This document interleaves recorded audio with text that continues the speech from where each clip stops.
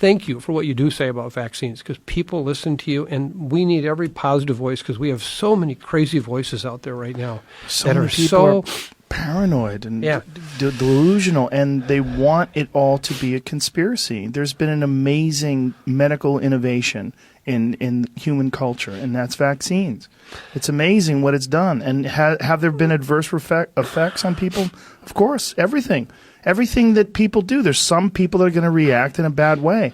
It doesn't mean it's not a positive thing. And there's a reason why the cases of polio are so tiny. There's a reason why smallpox went away. It's because of vaccines. Absolutely. And, that's one of the challenges, today, between the anti-science misinformation that's out there, but then when they don't see it. Yes. And the reason they don't see it is because we did vaccinate until we get enough people not vaccinated, and then look what happened. There's a famous photo of two twins from the early 20th century.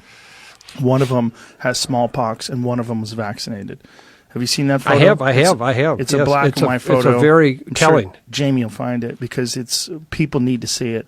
That is the difference, folks. Yep. There it is, right there. That's it, right there. That's the one. Yep. One kid whose body is just devastated by what looks like he's like pebbles glued to his skin all over his body, his face, his hands, and then his brother right next to him with nothing. And what's really important to note here is that in that body, all those things are very painful, but what's going on inside the body is equally bad. Yeah. And so you're exactly right. I couldn't agree with you more that, this is really an important point.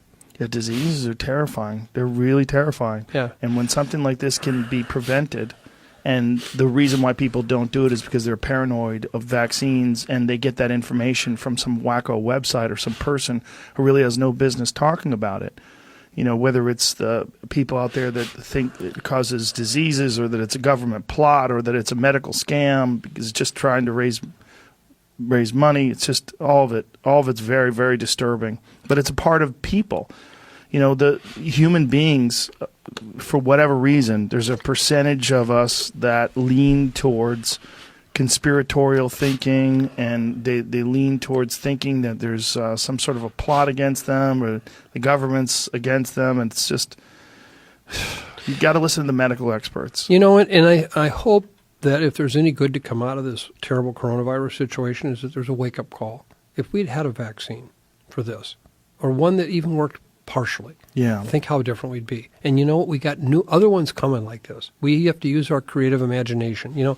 As I said in the book, the chapter on coronaviruses, the title is SARS and MERS, a harbinger of things to come. Yeah. I mean, we can use our creative imagination to say we should be funding these things almost like we pay for our fire department. Imagine if we had to go out and buy a fire truck when the 911 call came in. Yes. We need to do it now. It's kind of